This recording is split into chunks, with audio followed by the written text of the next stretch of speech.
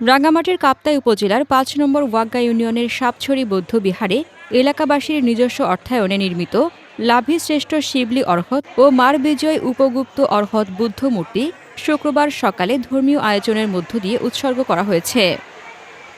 কাপ্তাই প্রতিনিধি রিপন মার্মার প্রতিবেদনে থাকছে বিস্তারিত। বিহারে দায়ক দায়িকা সংঘের উদ্যোগে আয়োজিত এই অনুষ্ঠানে সকালে ধর্মীয় পতাকা উত্তোলনের মাধ্যমে কর্মসূচির সূচনা হয়। পরে ফিতা কেটে বুদ্ধ মূর্তির আনুষ্ঠানিক উদ্বোধন করেন নোয়াপাড়া বৌদ্ধবিহারের অধ্যক্ষ।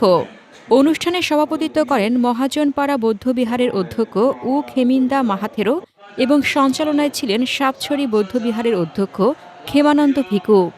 স্বাগত বক্তব্য দেন বিহার পরিচালনা কমিটির সাধারণ সম্পাদক অজিত কুমার তঞ্জঙ্গা।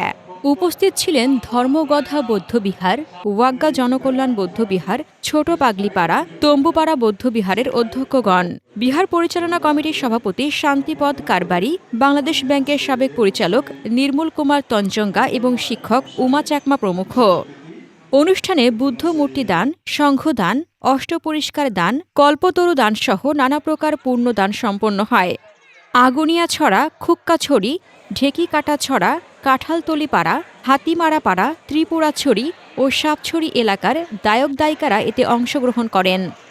বুদ্ধ মূর্তিটি তৈরির বিষয়ে বিহার পরিচালনা কমিটির সাধারণ সম্পাদক অজিত কুমার তঞ্জঙ্গা বলেন, নিজেদের খরচে প্রায় ৪ লাখ টাকা ব্যয়ে এই বুদ্ধমূর্তি নির্মাণ করেছি। আজ মে মাসের দ্বিতীয় দিনে এটি উৎসর্গ করলাম। জগতের সকল মানুষের শান্তি ও মঙ্গল কামনায় আমরা প্রার্থনা করেছি। অনুষ্ঠান শেষে জানানো হয়, বিহার পরিচালনা কমিটির মেয়াদ শেষ হওয়ায় বর্তমান কমিটি বিলুপ্ত করে নতুন কমিটি গঠনের প্রক্রিয়া শুরু হয়েছে। হাসনাতুজ্জাহান হিমু, দৈনিক খোলা চোখ। আপনার স্বপ্নের যাত্রা হোক ফ্লাই ইনফিনিটির সাথে।